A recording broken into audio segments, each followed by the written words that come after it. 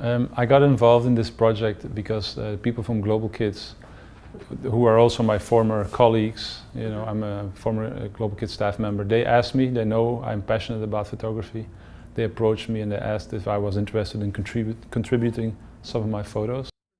And I'm happy to be part of this project. So for me, this project is a little bit about that, about following up with some of my former students who are now no longer high school students, but they're young adults. They're in college, they're juggling life, and they're a little bit more comfortable, I think, about who they are.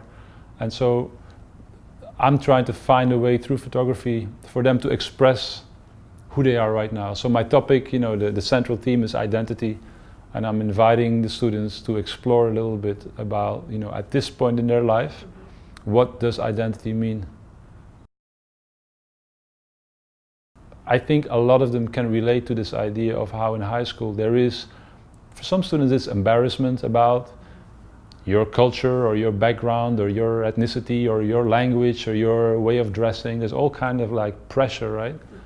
And as I'm meeting with these young people, young adults now, I'm happy to see where they are in life, and I'm grateful because they're taking me into their worlds, right? They're showing me, they're taking me into parts of New York City that I've never been, and they're just like sharing with me and with everybody that sees the photos a little bit about how they look at themselves at this point in their lives. I hope they see the beauty and the diversity that young people in New York City have to offer. I feel like, come to this event or supporting Global Kids in general makes a lot of sense. We work with New York City high school students, and they need support, they need resources, because the work that we do, the work that I've done for 5 years and that the organization has been doing for 20 years, is allowing young people to discover who they are and to explore the world, to discover their own voice, to express themselves in a safe environment. Yeah, I think in funding proposals, people use the term underserved, the underserved students, an underserved community. I think what we're talking about is students without a lot of financial resources, but that has nothing to do with other ways in which they are very resilient.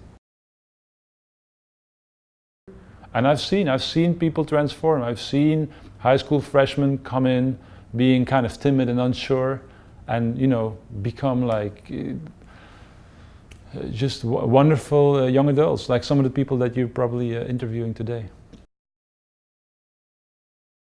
So if the students, through participating in Global Kids, can get scholarships or find opportunities to really like stand out and make the most out of what the United States has to offer to them, I think that's great. Yeah, I think young people, they have a lot to teach us. Our role is to listen and to facilitate their growth, to support them, not to stand in their way, to mentor them, to take them by the hand, to cheerlead them, but to believe in what they have to offer. And I think Global Kids is doing all of that. And if you get a chance to speak to current Global Kids students or to their alumni, that's what you will hear from them. They love the fact that people paid attention, people acknowledged their presence, acknowledged that they had something to contribute, and that they were in a position where they could learn.